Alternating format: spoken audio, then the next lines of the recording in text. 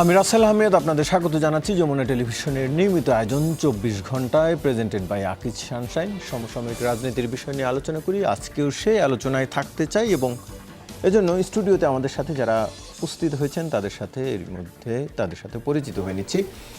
ডান দিক থেকে শুরু করছি। ডক্টর আসিফ মোহাম্মদ শাহান, অধ্যাপক ডেভেলপমেন্ট স্টাডিজ বিভাগ, ঢাকা বিশ্ববিদ্যালয়, আপনাকে আলোচনায় স্বাগত। রয়েছেন তাহসিন রিয়াজ, যুগ্ম সদস্য সচিব, জাতীয় নাগরিক পার্টি, আপনাকে আলোচনায় স্বাগত। এবং আমরা আশা করছি কিছুক্ষণের মধ্যে আমাদের সাথে আরও একজন অতিথি যুক্ত হবেন। আলোচনা শুরু করছি। যেহেতু সমসাময়িক রাজনীতির বিষয় বলতে আসলে এখন বেশ গুরুত্বপূর্ণ সংসদের আলোচনা এবং বিশেষ করে যে অধ্যাদেশগুলো অন্তর্বর্তীকালীন সরকারের সময়ে জারি হয়েছিল সেগুলোর ভবিষ্যৎ নির্ধারণী সংসদ এখন চলছে। বেশ কিছু অধ্যাদেশের ভবিষ্যৎ এরই মধ্যে নির্ধারিতও হয়েছে, সেটি নিয়ে একটু আলোচনা করতে চাই।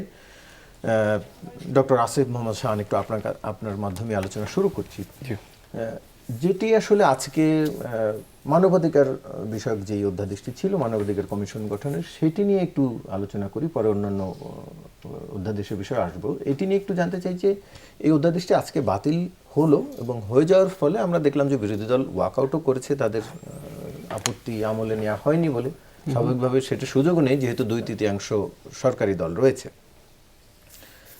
এটির ফলে আগের আইনে চলে গেল, যেটি হচ্ছে আওয়ামী লীগ আমলে 2009 সালে জারি করা হয়েছিল। সেই আইনটি কি জনগণের কতটা সুরক্ষা দিতে পারবে বলে মনে করেন মানবাধিকার? ধন্যবাদ আপনাকে। দেখুন, এইখানে কয়েকটা ব্যাপার আছে। প্রথমত আগের আইনে চলে যাওয়ার বিষয়টা বলি, যে 2009 সালের যে আইনটাতে হচ্ছে কি আমরা ফেরত গেলাম। আমরা 2009 সালের পরে যে মানবাধিকার কমিশনটা গঠিত হয়েছিল সেইটার অসংখ্য সমস্যা ছিল এবং সেইটা সত্যিকার অর্থে একটা স্বাধীন বা একটা অটোনোমাস একটা রোল যেটা এটা পারফর্ম করার কথা সেটা এটা করতে পারেনি। এবং যেটা হচ্ছে যে ওই মানবাধিকার কমিশনের নিয়োগের ব্যাপারটা যদি দেখেন, মানবাধিকার কমিশনের চেয়ারম্যান যিনি ছিলেন তাদের নিয়োগের ব্যাপারটা যদি দেখেন, প্লাস যখন মানবাধিকার লঙ্ঘিত হবে কোনো রাষ্ট্রীয় প্রতিষ্ঠান দ্বারা, তখন হচ্ছে গিয়ে আপনার সরকারের অনুমতি সাপেক্ষে সেটার ব্যাপারে হচ্ছে গিয়ে ব্যবস্থা নেওয়া। এই কারণে এই মানবাধিকার কমিশনটা তখনকার যেটা global alliance for national human rights association যেটা ছিল, গানহারি, যেইটা তাদের যেই স্ট্যাটাস আপডেটে বাংলাদেশের মানবাধিকার কমিশনকে সবসময় বি গ্রেড হিসেবে বি গ্রেডের একটা ইনস্টিটিউশন হিসেবে গণ্য করা হতো। তার মানে হচ্ছে এটা যে একটা স্বাধীন সার্বভৌম প্রতিষ্ঠান যেটা মানবাধিকার রক্ষায় একটা গুরুত্বপূর্ণ ভূমিকা পালন করতে পারে, এটা সেই রেকগনিশনটা ছিল না অ্যাবসলিউটলি। এবং একই সাথে সেই মানবাধিকার কমিশনকে আমরা প্রকৃত অর্থে মানবাধিকার রক্ষা করার ক্ষেত্রে কখনোই খুব একটা গুরুত্বপূর্ণ ভূমিকা পালন করতে দেখিনি। এবং বিভিন্ন সময় যখন এক্সট্রা জুডিশিয়াল কিলিং হয়েছে, এক্সট্রা লিগাল অ্যাক্টিভিটিসের মধ্যে যুক্ত হয়েছে মানবাধিকার কমিশনগুলো,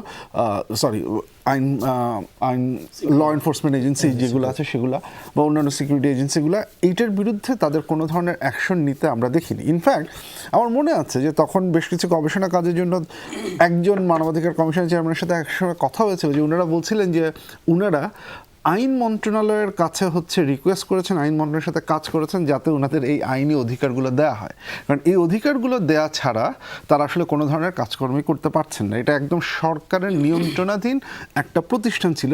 এবং একটা পর্যায়ে আপনার যদি মনে থাকে যে মানবাধিকার কমিশন আসলে শেষ পর্যন্ত অবসরপ্রাপ্ত আমলাদের একটা জায়গা হয়ে গেছিল, যে অবসরপ্রাপ্ত আমলাদের হচ্ছে কি আর কোথাও জায়গা দিতে না পারলে আমি এই কমিশনগুলোতে হচ্ছে গিয়ে জায়গা দিচ্ছি।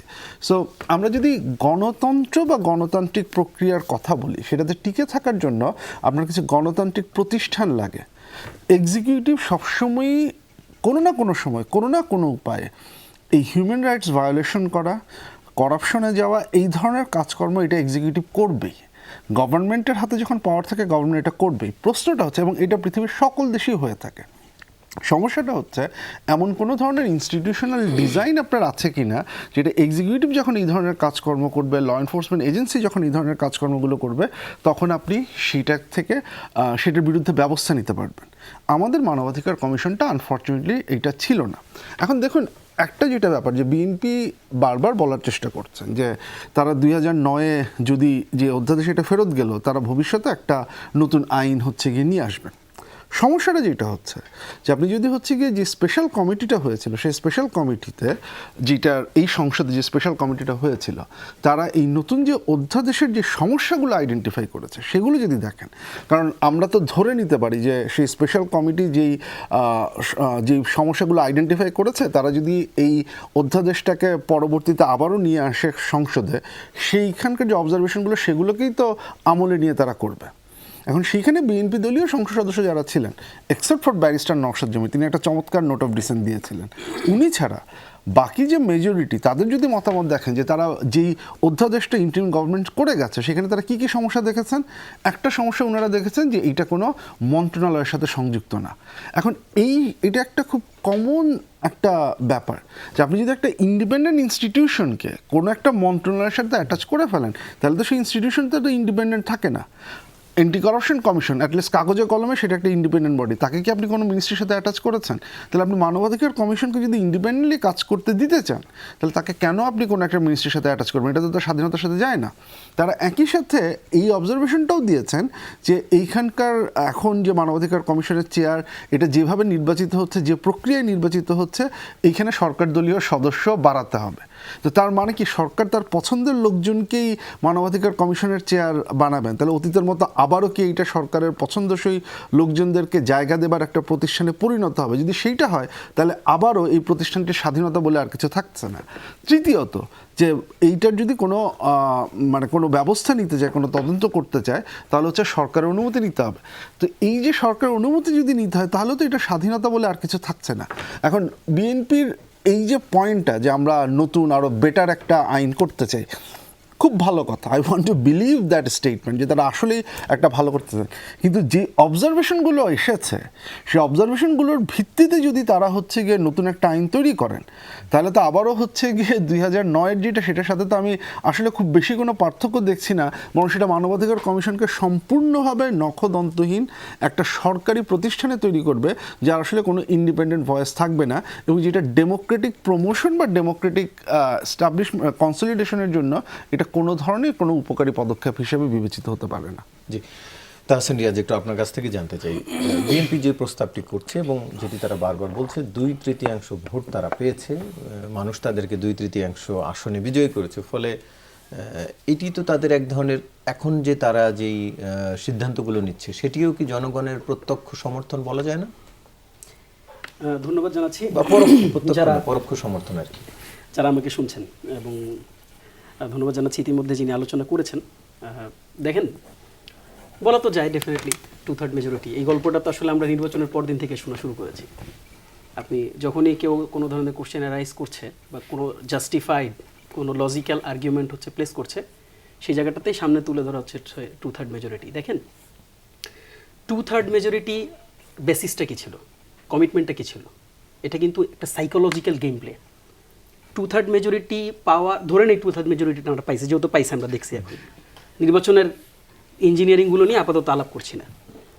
এই 2/3 মেজরিটি পাইতে গিয়ে তাদের সাথে তাদের পুরো দলকে আপনি খেয়াল করে দেখেন, জুলাই সনদের সাথে এগ্রি করতে হয়েছে, তাদের পুরো দলকে গণভোটের প্রচার প্রচারণা চালাইতে হয়েছে, এবং এই জুলাই সনদের সাথে এগ্রিমেন্ট, খেয়াল করি জুলাই সনদের সাথে এগ্রিমেন্ট এবং গণভোটের যে প্রচার প্রচারণা, এই দুইটার বেসিসের উপর থেকে তারা কিন্তু 2/3 মেজরিটি পেয়েছে। এখন তাহলে আপনাকে ফিরে যেতে হবে ওই বেসিসে। ওই বেসিস আসলে কি পরামর্শগুলো দিয়েছিল, ওই বেসিস আসলে জনগণকে কোন কনফিডেন্স দিয়েছিল যে মানুষ বিএনপিকে ভোট দেওয়ার আগে জুলাই সনদ এবং গণভোটকে কনসিডার করেছে।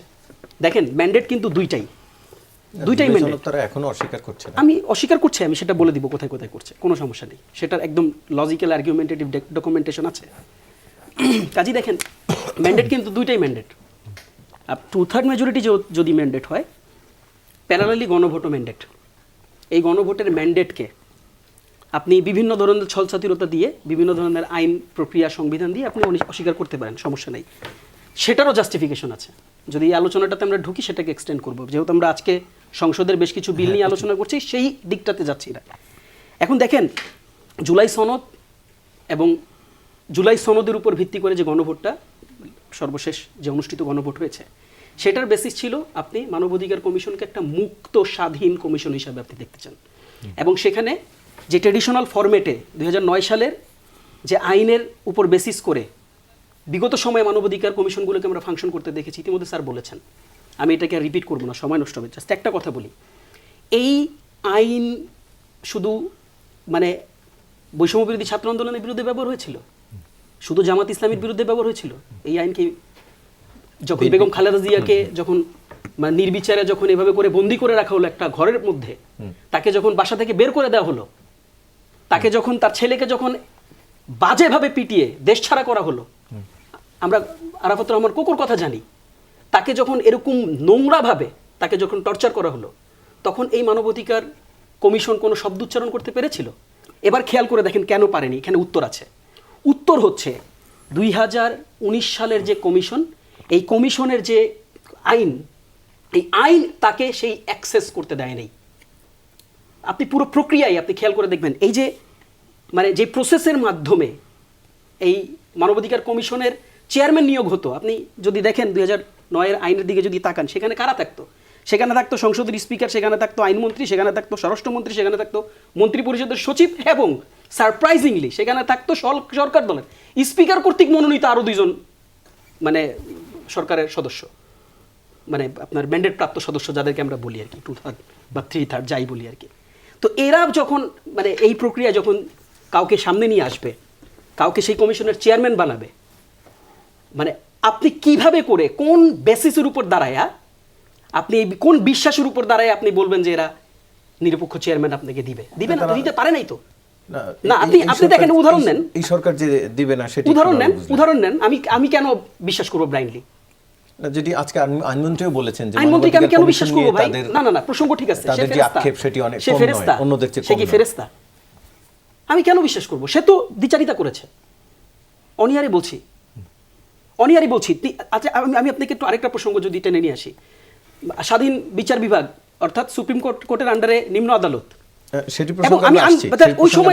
ওই সময় এই আইন মন্ত্রীর রোল কি ছিল? অ্যাটর্নি জেনারেল ছিলেন না? সেই কাজে দেখেন, আপনি আইনমন্ত্রী প্রসঙ্গ আনছেন তো, ভালো লোক দিবেন না তারা, সেটি কেন মনে করছেন? কেন মনে করছি? বিকজ তারা তাদের কমিটমেন্টগুলো রাখছেন না। আপনি দেখেন কেন, আমি একদম যুক্তি দিয়ে বলে দিই। দেখেন, আপনি গতকালকে বললেন গণভোট করো, গণভোটে হ্যাঁ ভোট দাও, পরের দিন এসে বললেন গণভোট মানি না। আপনি দেখেন কেন মানছি না, উত্তর নেন। গণভোট আগে বললেন মানি, তারপরে বললেন মানি না। আপনার 31 দফায় প্রথম দফায় আপনি বললেন সংস্কার কমিশন গঠিত হবে, এরপর আপনি বললেন সংস্কার হয় না মাননীয় স্পিকার। সংস্কার আবার কি জিনিস? এই শব্দ নাই কোথাও। আপনি বললেন স্থানীয় সরকার প্রশাসক বা নির্বাচিত কোনো প্রতিনিধিকে যদি মৃত্যুজনিত কারণ এবং প্যারালালি যদি কোর্টের রায় থাকে, এই 2টা কারণ ব্যতীত আপনি তাকে অপসারণ সেখান থেকে করবেন না। আপনি বললেন এখন করা যাবে। আপনি বললেন যে বিচার বিভাগ স্বাধীন থাকবে। আপনি যে আইনের উপর বিচার বিভাগ, দ্যাট মিনস 72-এর 116, যেটাতে আমরা ফেরত গিয়েছিলাম অরিজিনাল কনস্টিটিউশনের, আপনি বললেন সেই জায়গাটাতে থাকবে, স্বাধীন একটা সচিবালয় হবে এবং তাদের নিয়োগ প্রক্রিয়া থেকে শুরু করে সবকিছু ট্রান্সপারেন্টলি হবে। আমি শেষ করে দিই। আপনি সেটা বললেন যে সেটা স্বাধীন থাকবে। আপনার এই আজকের আইনমন্ত্রী অ্যাটর্নি জেনারেল তখন থেকে এটার পক্ষে তিনি ফাইট করলেন, এবং আমি শেষ করি, বর্তমানে অ্যাটর্নি জেনারেল, আমি জাস্ট 30 সেকেন্ড নেই, বর্তমানে অ্যাটর্নি জেনারেল এটার পক্ষে ফাইট করলেন। আজকে দেখেন সবকিছুতে আমি দ্বিচারিতা দেখছি। এখন আপনি আমাকে বলেন আমি কেন মানবো? আপনি প্রত্যেকদিন মিথ্যা কথা বলেন, আপনি প্রত্যেকদিন ডাবল স্ট্যান্ড নেন, আর পরের দিন চলবে। আপনি যদি আমাকে ডেকে বলেন যে আমাকে মানেন, আমার কি আপনাকে মানা উচিত হবে? আচ্ছা, আমি উচিত হবে না, আমি এই জন্য মানবো না। জি, আমরা আলোচনা আবার আপনার কাছে আসবো, তবে তার আগে আমাদের সাথে এরই মধ্যে যুক্ত হয়েছেন জনাব আজিজুল বারী হেলাল এমপি, তথ্য বিষয়ক সম্পাদক বিএনপি। আপনাকে আলোচনায় স্বাগত। আমরা আলোচনা করছিলাম মানবাধিকার কমিশনের যে অধ্যাদেশটি ছিল, সংক্রান্ত যে অধ্যাদেশটি ছিল, সেটি বাতিল হওয়া প্রসঙ্গে আপনি নিশ্চয়ই অনেকটা আলোচনা শুনেছেনও। সেটি নিয়ে একটু আপনার কাছে জানতে চাই যে আজকে যে বিলটি পাশ হলো, সেখানে আপত্তি জানিয়েছিল হাসনাত আব্দুল্লাহ, বিরোধী দলীয় সংসদ সদস্য। তিনি বলছিলেন আজকে যারা সরকারি বেঞ্চে রয়েছেন তারা 24শে জুলাইয়ের আগে হলে এই বিল পাশের বিরোধিতা করতেন, অর্থাৎ আগের অধ্যাদেশটি বাতিলের। আগে একটু বলে রাখি, এছাড়া পেছনের অনেক হিস্ট্রির কথা বলছিলেন তাহসিন রিয়াজ। আমার মনে আছে, বা আরও সবারই হয়তো মনে আছে, বিএনপি সিনিয়র যুগ্ম মহাসচিব রুহুল কবির রিজভী আহমেদ মানবাধিকার কমিশনকে প্রায় দন্তহীন বাঘ বলতেন। আরো একটি শব্দ বোধহয় তিনি কি যেন মনে বলতাম সবাই, জি জি, দন্তহীন বাঘ। এখন কি সেই বাঘের দাঁত উঠে গেছে কিনা? এখন বিষয়টা যদি আগে বুঝতে হবে আপনাকে, যে সংসদে 133টি অধ্যাদেশের বিষয় আপনারা সবাই জানি, এগুলো আমরা তুলতে বাধ্য, তাই না? মূলত শেষ 15টা আর 20টা নিয়ে সমস্যা। 15টা আমরা বলেছি যে এটা আরও যাচাই বাছাই করা দরকার, কারণ এগুলো সংবিধানের সাথে কিছু সাংঘর্ষিক রুলস আছে, যে রুলগুলো দিলে ভবিষ্যতে এই জিনিসটা সমস্যা হবে। এখানে একটা কমিটি করা হয়েছে বিরোধী দল এবং সরকারি দলকে নিয়ে, জয়নাল আবেদিন সাহেব হলো এটার সভাপতি এবং বিরোধী দলের লোকজন আছে। সেখানে অনেক তর্ক বিতর্কের পরে 15টা আর 20টা আপনার এখন তোলা হবে না, আরও যাচাই বাছাই করতে হবে। তোলা যে হবে না তা না, বিল করতেই হবে আপনাকে। 4টা নিয়ে খুব বেশি কথা হচ্ছে। একটা হলো মানবাধিকার, গুম খুন, দুর্নীতি, আর একটা হলো স্বাধীন বিচার বল, তাই তো? এখন দেখেন এই 4টা নিয়েও কিন্তু এই কমিটি আলোচনা করেছে, তা না হলে কিন্তু এই 4টা বিল যে বাতিল হচ্ছে মানে আগের বিলটা থেকে যাচ্ছে। যেমন মানবাধিকার কমিশনে 2025 সালে যে অধ্যাদেশটা দিয়েছে, এই অধ্যাদেশটা যদি আমরা আইন আকারে তুলি, মানে আইন করতে গেলে তো তুলতে হবে, তুলে সেটাকে আইন বানাতে যায়, তাহলে নতুন কিছু জিনিস লাগবে। কারণ এই যে অধ্যাদেশটা আলী রিয়াজ সাহেব দিচ্ছেন, এখানে কিছু জগা খিচুড়ি হস্তপস্তিনি করে গেছেন, যেটা ভবিষ্যতে মানবাধিকার কমিশন আসলে কোনো কাজের সেই নখদন্তহীন হয়ে থাকবে। যে জিনিসটা বিরোধী দল অর্থাৎ জামাত, ফার্স্ট স্টেক হোল্ডার, জামাত, এনসিপি, ওরা অনেক কথা বলছে, ওরা পলিটিক্সের খাতিরে তারা ওটা বলে। এই কমিটিতে তো এনসিপি নেই, কিন্তু জামাত আছে এই কমিটিতে। জামাত বুঝছে যে আসলে এই মানবাধিকার যে অধ্যাদেশটা দিয়েছে সেখানে আইনের অনেক লুপহোলস আছে, সেটাকে আরও রিনোভেট করা দরকার, বা আরও কিছু অ্যাপ্লাই করা যায় কিনা। সেই জন্য আর এত তাড়াতাড়ি 9 তারিখ, কালকে শুক্রবার সকাল 10টা থেকে সংসদ বসবে, কারণ টাইম বাইন্ডিং ব্যাপার আছে। এইটাকে যে আবার নতুন করে আমাদের রিফাইন করতে তাহলে সময় লাগবে। এই জন্যই বলা হয়েছে যে এইটা আমরা আবারও আলোচনা করে এইটা তুলবো না তা না, এটা মানবাধিকার কমিশন একটা স্ট্রং মানবাধিকার কমিশন হবে। দেখেন, গুম খুনের সাথে মানবাধিকার একটা সম্পর্ক আছে। একজন ব্যক্তি গুম হলো, আজকে আল্লাহ না করে আমাদের একদিন গুম হয়ে গেল, এমন অধ্যাদেশ আলী রিয়াজ সাহেব করে গেছেন, সেখানে বলা হচ্ছে যে ওই ভিকটিম তার কেউ যায় মানবাধিকার কমিশনের পিছনে ঘুরবে, যে দেখেন আমার ছেলে গুম হয়েছে, আপনার তখন মানবাধিকার কমিশন একটা তদন্ত করবে। Do they have any workforce to investigate any cases? মানবাধিকার কমিশন সেই ওয়ার্কফোর্স আছে ইনভেস্টিগেশন করার? বলেন, মানবাধিকার কমিশন 2-3 মাস পরে এই ঘোরাঘুরির পরে তারা যদি তদন্ত করে, তাদের ওয়ার্কফোর্স কম, দেখবে যে এইটাকে কোন মামলায় দেওয়া যায়, মানে 3 মাস অলরেডি গন। এটা আলী রিয়াজ সাহেব করে গেছে। আমরা বলছি না, এইটাকে আমরা সরাসরি আইসিটি অ্যাক্টে দিতে হবে। মানে একটা লোক গুম হলো, তার সংক্ষুব্ধ ব্যক্তি, ICT act, international criminal tribunal, এইটাই কি পরিমাণ শাস্তি হবে, ক্যাপিটাল পানিশমেন্ট পর্যন্ত আছে।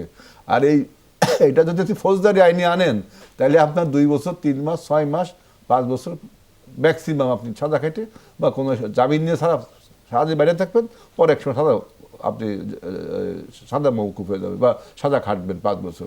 কিন্তু আইসিটি অ্যাক্টে যদি আনেন আপনি, তাহলে গুমের কত বড় শাস্তি হবে। ওইটাকে আপনি বলছেন না, মানবাধিকার কমিশন ওইটাকে যাচাই বাছাই করবে, যাচাই বাছাই করার পরে সে তারপরে ফৌজদারি আইনে মামলা করবে। আপনি বলেন এই অধ্যাদেশ কেউ মানে? তো নখদন্তহীন হলো না?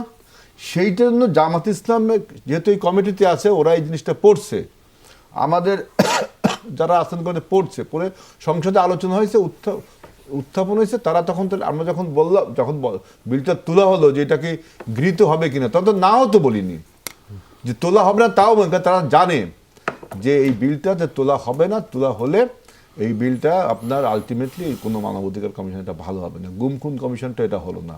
আবার যে বিচারপতি নিয়োগে দেখে না আলী রিয়াজ সাহেব কি কাজ করে গেছে। আমি বিচারপতি নিয়োগের প্রসঙ্গে আসছি, তার আগে আমরা একটু বিরতি নিয়ে আসি, তারপর আলোচনায় ফিরছি। দর্শক সঙ্গে থাকুন, ফিরছি কিছুক্ষণের মধ্যে। আবারও স্বাগত, দেখছেন 24 ঘন্টা আলোচনায় ফিরছি। ডক্টর আসিফ মোহাম্মদ শাহান, একটু আপনার কাছ থেকে জানতে চাই, যেটি আরও একটি বেশ গুরুত্বপূর্ণ এবং আলোচিত, যেটি আদালতের যে বিচার বিভাগের স্বাধীনতা নিয়ে কথা হচ্ছিল, সেটিও আজকে 2টি অধ্যাদেশ বাতিল হলো। বিচারক নিয়োগের এবং আরেকটি সচিবালয়, পৃথক সচিবালয় গঠনের যে অধ্যাদেশ, সেটি নিয়ে সরকার দলের বক্তব্য যে সেখানে কিছুটা ত্রুটি ছিল, বিশেষ করে বিচারকের বয়স নির্ধারণ সহ, এবং সে কারণেই সেটি বাতিল করা হচ্ছে, পরবর্তীতে আবার আনা হবে বলেও মনে করছেন। একটু আপনার কাছ থেকে জানতে চাই যে সরকার যদি পরবর্তীতে আর কোনো মানে ত্রুটিপূর্ণ অধ্যাদেশটি আসলে শেষ পর্যন্ত আমলে নেওয়ার সুযোগ ছিল কিনা?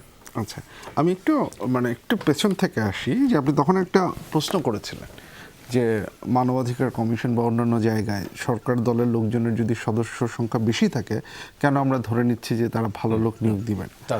হ্যাঁ, এখন আপনি ধরে নিতে পারেন, কিন্তু দেখেন একটা স্টেট বা একটা রাষ্ট্র এইভাবে চলতে পারে না যে আমি হচ্ছে সরকারি যিনি আছেন, রাজনৈতিক দলের প্রধান হিসেবে এখন যিনি আছেন, তার ভালো মানুষই বা তার ভদ্রতা বা তার সততার উপর নির্ভর করে আমি রাষ্ট্র চালাতে পারি না। রাষ্ট্র এভাবে চলে না। আমি যদি ধরেও নেই, কথার কথা ধরেও নেই, কারণ এটা তো একটা পলিটিক্যাল সিস্টেম, আমি যদি ধরেও নেই যে এই রাজনৈতিক দলটি এই মুহূর্তে সেভাবে কাজ করবে, আজকে থেকে 2 মাস পরে সে তার অ্যাটিটিউড চেঞ্জ করতে পারে, যদি হচ্ছে কি আমার কোনো সিস্টেম না থাকে। এবং এই কথাটা যে শুধু বিএনপির ক্ষেত্রে প্রযোজ্য তা না, এটা এনসিপি, জামাত, প্রত্যেকটা রাজনৈতিক দলের ক্ষেত্রেই প্রযোজ্য, যে তারা সবসময়ই ভালো কাজই করবে, এটা সম্ভব না। আপনার এই সততার উপর নির্ভর করে আপনি একটা রাষ্ট্র চালাতে পারেন না, আপনাকে একটা সিস্টেম ডিজাইন করতে হয়, সেই ডিজাইনের জায়গাটায়। সো আপনি ধরে নেবেন যে তারা ভালো ইসে করবেন, সেইটা কি একটা বেটার অপশন? নাকি আপনি এমন একটা সিস্টেম ডিজাইন করতে পারবেন যে সিস্টেমে হচ্ছে কি একটা বাই পার্টিজান একটা নেগোসিয়েশন হবে, একটা স্টেটমেন্ট হবে, একটা আলাপ আলোচনা হবে, যেটার মাধ্যমে হচ্ছে গিয়ে এই জিনিসটা হবে। এবং যেটা হচ্ছে ইম্পর্টেন্ট ব্যাপার, বিএনপির নিজের 31 দফাতেও বিএনপি কিন্তু হচ্ছে গিয়ে অনেকগুলো সাংবিধানিক পজিশনে নিয়োগের ক্ষেত্রে তাদের একটা স্পেসিফিক পজিশন ছিল। তারা একটা অল পার্টি পার্লামেন্টারি কমিটি করতে চেয়েছে, সেই অল পার্টি পার্লামেন্টারি কমিটির মাধ্যমে হচ্ছে গিয়ে তারা ভেটিং করবে, যে ভেটিংয়ে হিয়ারিং হবে। যদি সেটাও হয়, তাহলে যেটা হবে হচ্ছে কি, ধরা যাক প্রধানমন্ত্রী একজনকে নিয়োগ দিলেন হিউম্যান রাইটস কমিশনের বা হচ্ছে কনস্টিটিউশনাল কোনো পজিশনের প্রধান হিসেবে, সে অল পার্টি পার্লামেন্টারি কমিটির যদি কোনো একটা হিয়ারিং হয়, সেটা যদি হচ্ছে আপনি লাইভ সব জায়গাতে দেখেন, সেই লোক যদি অযোগ্য হয়, তাহলে বিরোধী দলের যে কোনো সদস্য বা ইভেন সরকারি দলের একজন সদস্য তাকে সরাসরি হচ্ছে গিয়ে তার পাস্ট রেকর্ড নিয়ে প্রশ্ন করতে পারেন, তাকে এম্বারাস করতে পারেন, তার হচ্ছে গিয়ে রেকর্ড নিয়ে প্রশ্ন তুলে, এমনকি সেটা এমন একটা পর্যায়ে যেতে পারে যে প্রধানমন্ত্রী হয়তো তার নমিনেশনটাকে উইথড্র করতে পারেন। এটা একটা সিস্টেমেটিক সলিউশন, এটা পারফেক্ট সলিউশন আমি সেটা বলছি না, বাট এইটা হচ্ছে একটা সলিউশন। আপনাকে এই ধরনের একটা সলিউশনের দিকে যেতে হবে। এবং এই ক্ষেত্রে আপনার প্রশ্নের উত্তরে প্রত্যেকটা জায়গায় যে প্রশ্নটা চলে আসে, যে বিএনপি যখন বলছে যে আমি এটাকে বেটার করব, যেখানে সমস্যা আছে, আমি সেটাকে বিশ্বাস করতে রাজি আছি। কিন্তু আমার প্রশ্ন যেটা হচ্ছে, তাহলে স্পেশাল কমিটি যে অবজারভেশনগুলো দিয়েছে, সেই অবজারভেশনগুলোর ব্যাপারে বিএনপির বক্তব্যটা কি? যে আমি যদি দেখি মানবাধিকার কমিশনের কথা যেহেতু হচ্ছিল, সেখানে তো হচ্ছে গিয়ে আপত্তির জায়গা তো শুধু গুমের ব্যাপারে ছিল না, আপত্তির জায়গা ছিল হচ্ছে গিয়ে এখানে আপনি নির্বাচন কিভাবে করবেন সদস্যদের সেই প্রক্রিয়া নিয়ে, আপত্তির জায়গা তো ছিল হচ্ছে গিয়ে আপনি সরকারের অনুমতি লাগবে কি লাগবে না সেইটা নিয়ে, আপত্তির জায়গা তো ছিল হচ্ছে গিয়ে মন্ত্রণালয়ের সাথে অ্যাটাচ থাকবে কি থাকবে না সেইটা নিয়ে। এখন সেই জায়গাগুলোতে আইনমন্ত্রীর পজিশনটা কি? উনি কি আমাদের বলছেন বা কথা দিচ্ছেন যে আমরা ভবিষ্যতে যে একটা নিয়ে আসব, সেইখানে হচ্ছে গিয়ে আমরা সার্চ কমিটিটা এইভাবে করব যাতে আমি দলীয় লোকজন নিয়োগ দেওয়াকে প্রতিহত করতে পারি, আমি হচ্ছে সরকারের অনুমতি যাতে না নিতে হয় সেটা আমি এনশিওর করব, আমি হচ্ছে গিয়ে এটাকে কোনো মন্ত্রণালয়ের সাথে অ্যাটাচ রাখবো না। উনি কি এই বক্তব্যটা, যদি উনি এইটা বলেন, তাহলে হচ্ছে কি আমার ধারণা যে বিরোধী দলও হচ্ছে কি আচ্ছা ঠিক আছে আপনি অ্যাক্ট নিয়ে আসেন, then we will have a discussion. কিন্তু আনলেস অ্যান্ড আনটিল আপনি এই প্রশ্নগুলোর উত্তর দিচ্ছেন না, ততক্ষণ পর্যন্ত প্রশ্ন থাকবে। এই একই ব্যাপারটাই আপনি যখন হচ্ছে গিয়ে যে 116 কনস্টিটিউশনের 72 কনস্টিটিউশনের আলোকে যেই হচ্ছে কি আপনি সেক্রেটারিয়েটটাকে এটাকে যেহেতু আপনি রহিত করলেন, আপনি বেটার করবেন, তাহলে তো আমাকে বলতে হবে যে এই যে 116 যেটা হচ্ছে কি আমরা দেখেছি যে হাইকোর্টের জাজমেন্টটা প্রকাশিত হয়েছে, সো এই জায়গাটায় আপনার আপত্তিটা কোথায় আছে? Make that point clear that এই জায়গাটায় হচ্ছে এইখানে সমস্যাটা আছে। সেক্রেটারিয়েট যদি এইভাবে হয়, কারণ আজকে আইনমন্ত্রী যে উত্তরটা দিয়েছেন সংসদে আমি যতটুকু দেখলাম এখানে, সেখানে তো হচ্ছে গিয়ে এইটার যে প্রবলেমটা সেটা তো হচ্ছে গিয়ে খুব ক্লিয়ার উনি হচ্ছে গিয়ে করেননি। আপনি যদি বিচার বিভাগের স্বাধীনতা এবং আমাদের বিচার বিভাগের স্বাধীনতা নিয়ে আমাদের মনে হয় একটু হিস্ট্রিটা রিভিজিট করা দরকার। মাজদার হোসেনের যে কেস 97 সালে যেই রায়টা হয়েছে, সেটা কিন্তু এরপরে আওয়ামী লীগ, বিএনপি প্রত্যেকটা রাজনৈতিক দল ক্ষমতায় থাকার অবস্থায় সেটাকে বাস্তবায়ন করেনি। সেটা বাস্তবায়নের জন্য আমাদের 111 পরবর্তী সরকারের অধ্যাদেশের উপরে আমাদের নির্ভর করতে হয়েছে। তার মানে রাজনৈতিক দলগুলো সবসময় আমরা হচ্ছে গিয়ে এই ক্ষেত্রে একটা দোনমনো ভাব, একটা গড়িমসি হচ্ছে গিয়ে দেখেছি।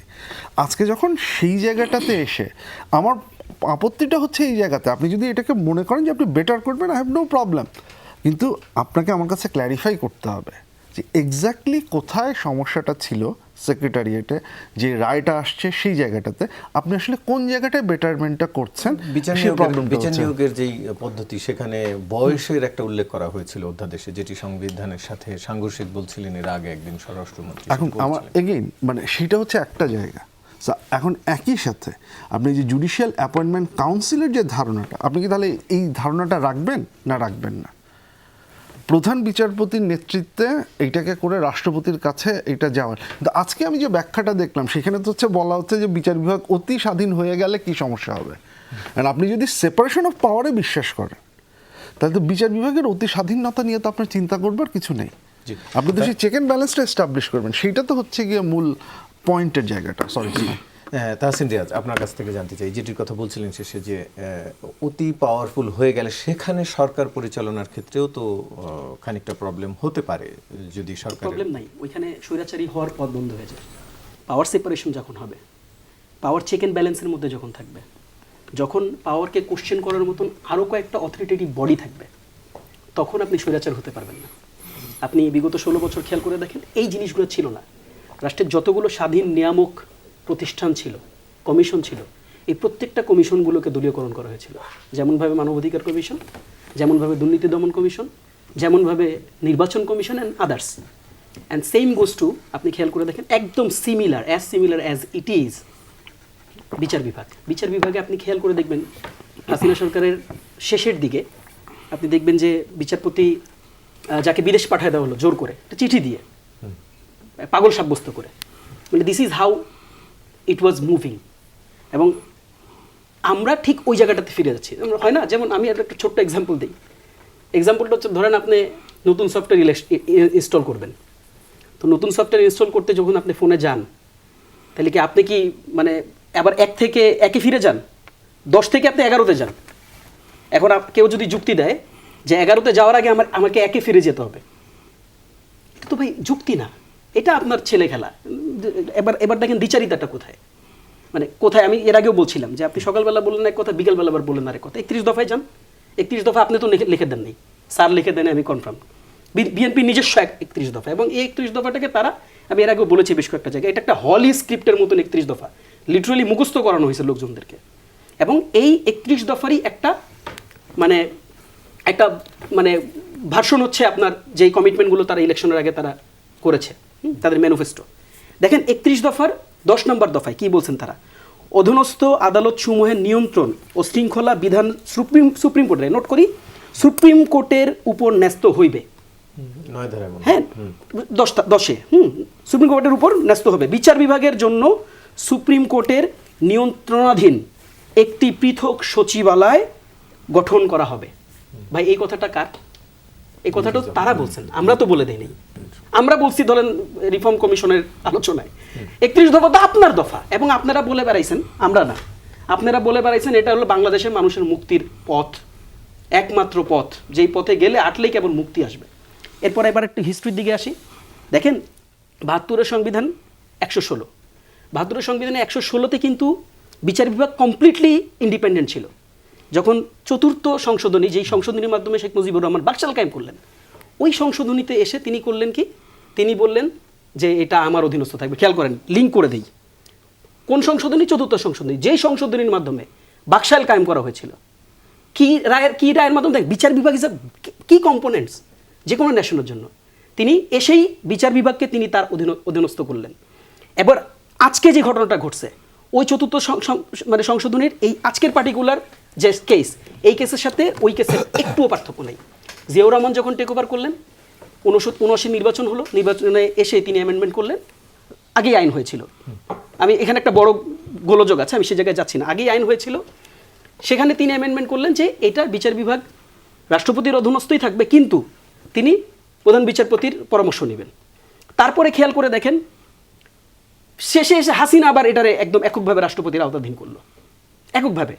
ইন্টারিম এসে একদম ব্যাক টু ব্যাক আমি যদি আপনাকে বলি, ইন্টারিম এসে 24 আগস্ট 2025 তারা রিট করলো, রিট করার পর তারা চ্যালেঞ্জ করলো অ্যাজ ইট ইজ। চ্যালেঞ্জ করার পর বিচার বিভাগ 3 সেপ্টেম্বর বিচার বিভাগ রায় দিলেন রায় দিয়ে বললেন বিচার বিভাগের নিম্ন আদালত তো অবশ্যই বিচার বিভাগের মানে সুপ্রিম কোর্টের আওতায় থাকবেই, এবং এই পুরো কার্যক্রম পরিচালনার জন্য একটা স্বাধীন সচিবালয় গঠন করা হবে।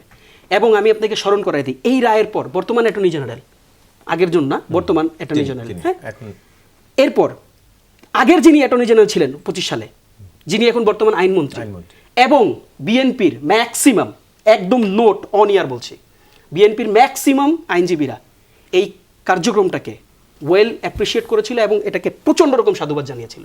জানিয়ে তারা বলেছিল যে this is what we want. কিন্তু খেয়াল করে দেখেন এই যে ক্ষমতা, মানে এক কেন্দ্রিকতা, খেয়াল করে, আমি একটু সময় নেই ভাই, আমাকে সময় একটু দেন বাড়ায়া। এক কেন্দ্রিকতা, আমি একটু জাস্ট একটু অল্প করে বলি। এই এক কেন্দ্রিকতার কারণে আপনি সেখান থেকে বেরিয়ে আসলেন। এখন প্রবলেমটা কোথায় হয়েছে? প্রবলেমটা হয়েছে, খেয়াল করে দেখেন, এখন বিচারপতি নিয়োগ দিবে কে? বিচারপতি নিয়োগ দিবে রাষ্ট্রপতি। রাষ্ট্রপতি দিবে তো? আচ্ছা, বাকি নিচের যারা আছেন, লেয়ারের নিচের যারা আছেন, এই লেয়ারের নিচেরদেরকে নিয়োগ দিবেন কে? রাষ্ট্রপতি দিবেন। কার পরামর্শ দিবেন?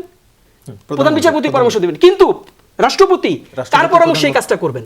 প্রধানমন্ত্রী পরামর্শে। ওই যে যেই লাউ সেই কদু।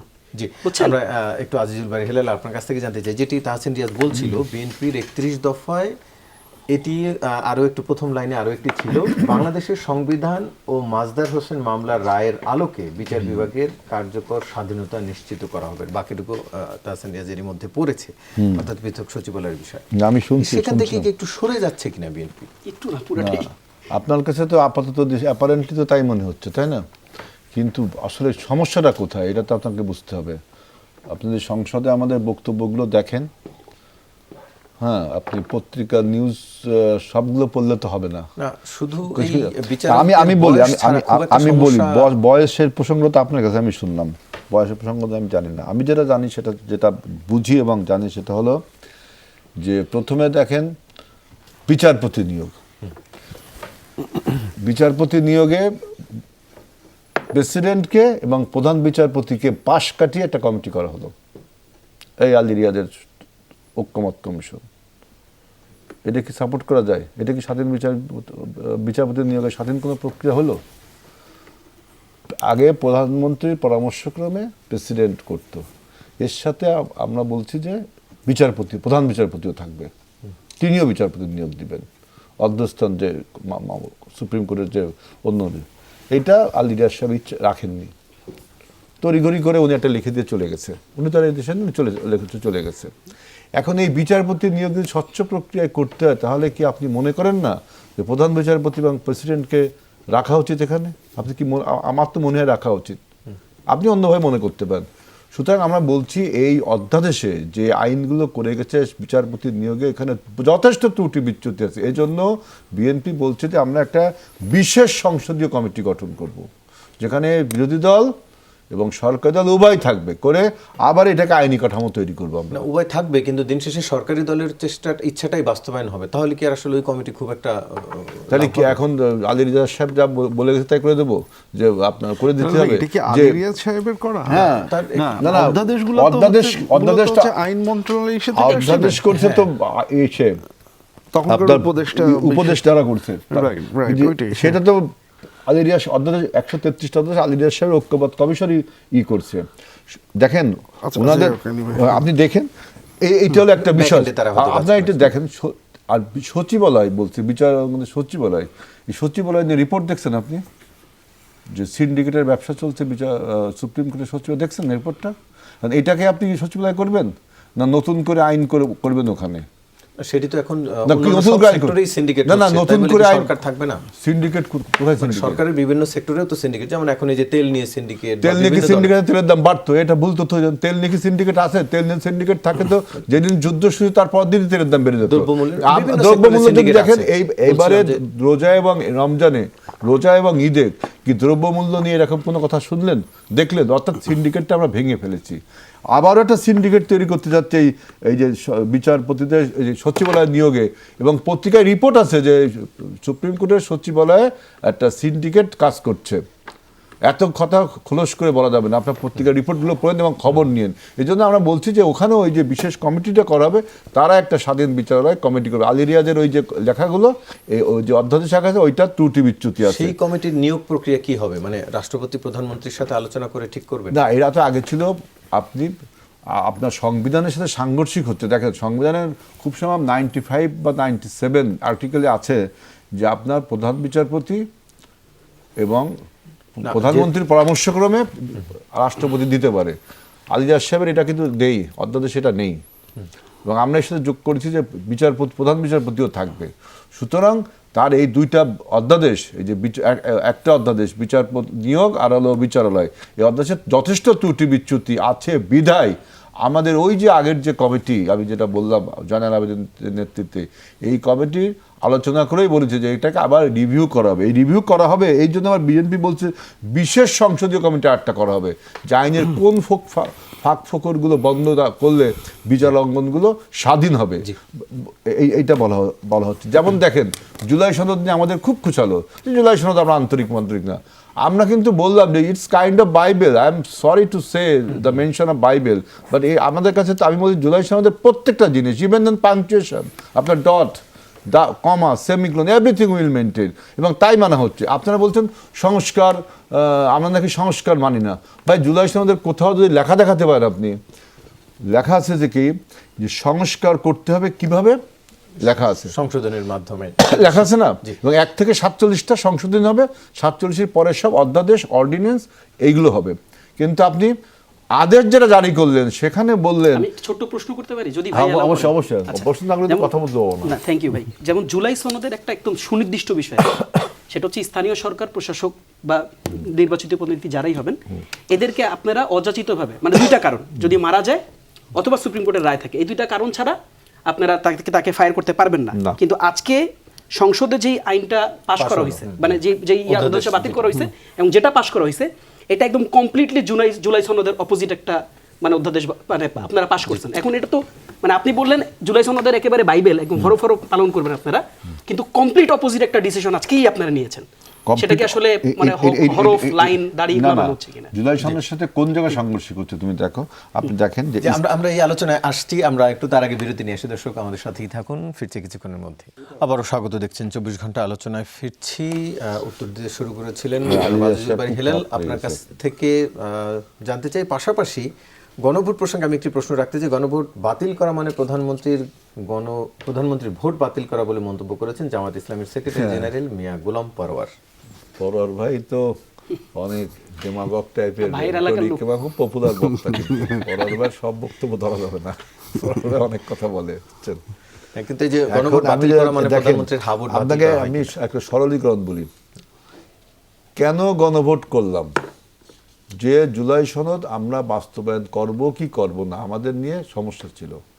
আমরা বিশ্বাস করতাম না তাদেরকে, তারা বিশ্বাস করতো না আমাদেরকে, আপনারও আমরা বিশ্বাস করতাম না, কেউ কাউকে বিশ্বাস করতাম না। এই অবিশ্বাস থেকে জন্ম নিল যে কিভাবে জুলাই সনদ বাস্তবায়ন হয়। সব পলিটিক্যাল পার্টি কমিটেড, তখন আবার পিপুলসের উইলসটাও নেওয়া হলো যাতে সবাই বাধ্য হয়, মোরালি বাধ্য হয় করতে। গণভোটটা হলো, তাহলে আমরা গণভোটের পক্ষে প্রচারও করলাম এবং আমরা এখন সেই জুলাই সনদ মানছি। এখন গণভোট হয়েছে to implement the July charter, not how to implement the July charter, it is written in the July charter. July সনদে যা লেখা আছে সেভাবে ইমপ্লিমেন্ট হবে। গণভোট বলে দিচ্ছে যে you are bound to apply, মানে ইমপ্লিমেন্ট দ্য জুলাই চার্টার, এটা গণভোট বলছে। অর্থাৎ গণভোট আমরা মানছি। এখন আপনি বলছেন গণভোটটা আপনি অর্ডিন্যান্স আকারে আনছেন না কেন, এটা কি বলছেন, উত্তর প্রশ্ন করছেন। তো আমরা বলছি যে যে ঘটনাটা ঘটে গেছে এটা তো এখন আর প্রয়োজন নেই, তো ঘটে গেছে এই ঘটনা, তাহলে এটা এখন অর্ডিন্যান্স আকারে তোলারও প্রয়োজন নেই। যদি তুলতে হয় বা তোলার প্রয়োজন আছে আমরা মনে করি, আবার অ্যাকর্ডিং টু আওয়ার 31 পয়েন্টস আমরা সেটা তুলবো। আর আপনারা আমরা সেটা তুলবো।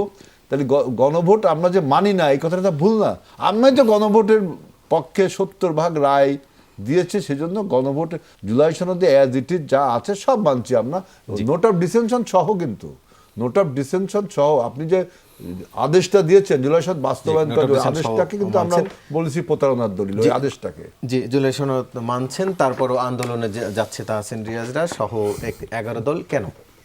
না, আমি কিন্তু প্রশ্নের উত্তরটা পাইনি। মানে একটা প্রশ্ন দিয়ে আমি আমাদের শেষ সময় করেছি। একেবারে সেটা তো কম, আমার আমরা চাইনি, একটু- আমি দিতে আমি বাট ইটস ভেরি ওকে, আমি উত্তরটা দিয়ে দিই। দেখেন, এটা কমপ্লিটলি বিপরীত পজিশন। এটা বুঝতে হলে আপনার রকেট সায়েন্স জানার দরকার নেই।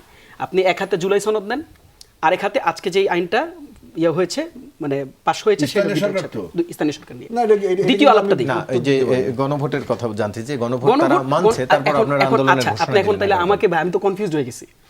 হেলাল ভাই খুবই চমৎকার বক্তব্য দিয়েছে, তার বক্তব্যের সাথে আমার কোনো দ্বিমত নাই। তারা গণভোট মানে গণভোট বাস্তবায়ন স্থানীয় করবে সরকার সব। নিয়ে কিন্তু আপনার যেটা কথা বলছেন, এটা কিন্তু আমি তোমার সাথে দ্বিমত করি। আমরা কিন্তু 31 দফায় যা বলেছি তাই না, করছি। তা করেন নেই। তাহলে আমরা একটু আসলেই তা করেন আমরা নাই। অন্য আসলেই তা করেন আরেকদিন নাই। আবার সেই আলোচনায় যাব। আচ্ছা, একটু সময় ছোট করে আমরা স্বল্পতা, একেবারে কিন্তু শেষ। এক্স্যাক্টলি তা হয়নি। আচ্ছা, পুরো মানে বিপরীত দিছে। এক্সপ্লেন করতে চাইলে করতে হয়, যেহেতু কোশ্চেনটা ইম্পর্টেন্ট। সো আপনি যদি আমার এক্সপ্লানেশনটা হলো, আমি ছোট করে বলছি। দেখেন, স্থানীয় সরকার নির্বাচন বন্ধ করে গেছে ডক্টর ইউনূস, প্রশাসক নিয়োগ দিয়ে গেছে। না, ওনারা তো নির্বাচন দিতে চেয়েছিলেন না, কয়েকবার। না, উনি উপদেষ্টা, নির্বাচন স্থানীয় সরকার দেননি। উপদেষ্টা কয়েকবার বলেছেন। আমরা না, না, কয়েকবার আপনি দিতে চেয়েছি। দেখেন নির্বাচনটা বন্ধ করে দিয়ে গেছেন। আপনি আইন দেখেন। না, আইনের কথা বলছি না, না, স্থানীয় উনি সরকার উপদেষ্টা নির্বাচনটা বন্ধ করে দিয়ে বেশ গেছেন। কয়েকবার নির্বাচনের কথা বলেছেন। সেটা উনি বলছেন, করেছেন না তো। না না, করে আপনারা ওই সময় দ্বিমত করছিলেন ভাই, ডকুমেন্টেড। আপনারা ওই সময় দ্বিমত করছিলেন, স্থানীয় সরকার নির্বাচন আপনারা চান নাই। করি আর অমত করি সেটা বিষয় না। স্থানীয় আপনারা না চাইলে নির্বাচন হয় দেশে ভাই। নির্বাচন ব্যবস্থা ভাই বাতিল করে, মানে রহিতকরণ করে গেছেন ডক্টর ইউনূস সরকার আইনের বলে। সেই আপনার রহিতকরণটা তুলতে হবে, কিন্তু তোলার আগ পর্যন্ত প্রশাসক দিয়ে কাজ চালাতে হচ্ছে। না, সেটি বিএনপি আমার প্রশ্নটা এই পয়েন্টে না, আমার প্রশ্নটা এই বসে পয়েন্টে না, বসে আমার প্রশ্নটা একটু ভিন্ন। আমার প্রশ্নটা হচ্ছে যে আপনি বলছেন যে আপনি 31 দফায় বলছেন, জুলাই সনদও বলছেন, দুইটা প্যারালাল এক জায়গায়। সেটা হচ্ছে যে আপনি প্রশাসক অথবা জনপ্রতিনিধি, এই দুইটা পদের কাউকে দুইটা কারণ ছাড়া যদি রায় থাকে এবং সে যদি মারা যায়, এই দুইটা কারণ ছাড়া আপনি তাকে ফায়ার করতে পারবেন না। না, নতুন যে বিধানটি আজকে বিধান পাশ হয়েছে। পাশ হলো যেটা ফায়ারটা করা হয়নি। না, না, ফায়ার হয়নি, করার কিন্তু বিধান সেটি পাশ হয়েছে। ক্ষমতা আপনি নিয়ে চাইলে আজকে যে বিধানটা মানে পাশ আজকে যে হয়েছে, শব্দটা, সেখানে হচ্ছে, হ্যাঁ। স্যার আমি একটু সময় নেই, আজকে যে শব্দটা বলা হয়েছে, এই শব্দটা খুবই সেনসিটিভ। বলা হয়েছে বিশেষ পরিস্থিতিতে। এখন বিশেষ পরিস্থিতি আপনি যা বলবেন তাই বিশেষ পরিস্থিতি। বিশেষ পরিস্থিতিতে তাদেরকে ফায়ার করা যাবে, এই আইনটা পাশ হয়েছে। তার মানে আপনি আগে বলছেন এ, এখন বলতেছেন বি, দুইটা আলাদা হরফ, আলাদা অক্ষর। জুলাই সনদের অক্ষরে অক্ষরে পালন করা হচ্ছে না। পরিস্থিতিতে ফায়ার করে এমন কোন আইন পাস হয়েছে? তাহলে আমি আজকে হ্যাঁ, পাশ আগের যে হয়েছে। অধ্যাদেশটি ছিল, যে অধ্যাদেশের বলে আগের যারা এক্সিস্টিং যারা ছিল স্থানীয় সরকার, তাদেরকে বাতিল করা হয়েছিল যে অধ্যাদেশের আলোকে, আজকে সেটি পাস সেখানে বলে হয়েছে। ফায়ার করে দেবেন না। আমি এবার না, না, বলছি, করা এখানে যাবে ভাই। বলা হয়েছে যে আপনার যারা পালিয়ে গেছে, যারা চলে গেছে, যারা এখনো কাজে যোগ দেন করেন নাই, সেইখানে প্রশাসক নিয়োগ করা যাবে, যে যার বলে আপনার না, না, নিয়োগ নিয়ে সমস্যা একেবারে নাই। ছোট্ট করে নিয়োগ জানতে ভাই, চাই আসিফ মোহাম্মদ আমি খান, একটু একটু আপনার কাছ থেকে আমাদের শেষ 30 সেকেন্ড করতে করব। সরি, আচ্ছা বলেন স্যার, বলেন। সরি, আমি অনেক সময় নিয়ে নিয়েছি। সারি বলুক, এটা উনি বলুক। আর এইসব জি, জনাব আসিফ মোহাম্মদ খান, এই প্রসঙ্গে আপনার কাছ থেকে জানতে চাই, আর কোনো প্রসঙ্গে? প্রসঙ্গে না জানতে কোন চাইতে নিয়োগ? স্থানীয় সরকার না, না, স্থানীয় সরকার- যেই নিয়োগ এবং যে আইনটি বাতিল। আজকে বিধান নিয়োগ এবং বাতিলের বিধানটি আজকে দেখুন, পাস হয়। এইটা তো যে কথাটা বলা হলো, এই যে বিশেষ কারণে সমস্যা হচ্ছে কি জানেন, যে লতে আপনি যখনই হচ্ছে গিয়ে এরকম অ্যাম্বিগুয়াস কোনো টার্ম ইউজ করবেন, সেটা হচ্ছে গিয়ে সরকারকে একটা ডিসক্রিপশন দেয় এটাকে ডিফাইন করার জন্য। কারণ এরপরে তো রুলস হবে, সেখানে হচ্ছে গিয়ে এটা এখন ডেফিনেশন ডিফাইন যখন করা হবে, এখন সরকার বা আমলাতন্ত্র যেই হচ্ছে গিয়ে যখন এটাকে ডিফাইন করবে, তখন আপনার এমন অনেকগুলো রাস্তা খুলে যায়, যেটা আমরা অতীতেও দেখেছি হয়েছে। সো এইটা যখন খুলে যাবে, তখন আপনি যখন হচ্ছে গিয়ে একটা ইলেক্টেড রিপ্রেজেন্টেটিভের হাতে লোকাল গভর্নমেন্ট ছেড়ে দেওয়ার কথা বলছেন, তখন কিন্তু আবার একই সাথে সরকার নিয়ন্ত্রণ চলে আসে। So, এদিকে এক ধরনের সংবিধান বিরোধী হয়, জনগণের নির্বাচিত প্রতিনিধিকে আপনি কোনো ত্রুটির আলোকে এইটা আমার পক্ষে আমলারা, বলা খুব ডিফিকাল্ট, কারণ আমি বাতিল করতে নট পারবেন। কিন্তু আমি যেটা দেখি যে সেটা হচ্ছে গিয়ে ওভারঅল ডেমোক্রেটিক প্র্যাকটিসের জায়গায় বা প্রিন্সিপালের যে জায়গাটায় বা একই সাথে ইলেকট্রাল কমিটমেন্টের যে জায়গাটা, সেটার সাথে এটা সিগনিফিকেন্টলি ভায়োলেট করে। আমি জাস্ট একটা কথা বলে শেষ করি, যে আমি একটু, হেলাল ভাই যেহেতু আছেন এখানে, 91 সালে আমি একটু ফেরত যাই। 91 সালে দেখবেন যে বিএনপি গভর্নমেন্ট পার্লামেন্টারি ডেমোক্রেসিটা ইন্ট্রোডিউস করেছিল। একটা মজার হিস্ট্রি আছে এখানে, যে আল মাসুদ হাসানের যেমন একটা বই আছে, role of opposition in Bangladesh politics, ওইখানে। গণভোটের মাধ্যমে। এবং যেটা হয়েছে কি, সেই সময় বিএনপির টপ লিডারশিপের ইন্টারেস্ট ছিল প্রেসিডেন্সিয়াল ডেমোক্রেসিতে, নট ইন পার্লামেন্টারি ডেমোক্রেসি। তখন বিএনপির ভেতর থেকে একটা ইন্টারনাল প্রেশার এসেছিল বিএনপির ব্যাক বেঞ্চেরা, যে না, আমরা পার্লামেন্টারি ডেমোক্রেসিটা হচ্ছে গিয়ে এসে যাই।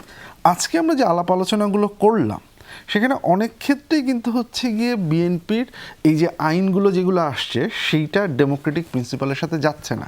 এখন একই সাথে আমি যেটা বললাম, যে মানবাধিকার কমিশনের ক্ষেত্রে বিএনপিরই নিজস্ব এমপিদের নোট অফ ডিসেন্ট আছে, যে কমিশনগুলো এসে হচ্ছে। আমি আশা করব, এটা এক্সপেকটেশনের জায়গা, কারণ যে ভবিষ্যতে এই যে 91-এর মতো হয়তো হচ্ছে বিএনপির এই ইন্টারনাল একটা প্রেশার আসবে এবং সেই আলোকে লোকাল সংশোধিত গভর্নমেন্টের ইস্যুটা, বিচার মানবাধিকার বিভাগের সেটা মানবাধিকার বিষয়গুলো আদারওয়াইজ সমাধান হবে আমাদের বলে মনে করছেন। ডেমোক্রেসি আপনার টিকে তিনজনকে থাকার আলোচনায় সম্ভাবনা খুব অংশ নেওয়ার জন্য কম। ধন্যবাদ জানাচ্ছি। দর্শক, এই ছিল আজকের 24 ঘন্টায়, সাথে থাকার জন্য ধন্যবাদ সবাইকে।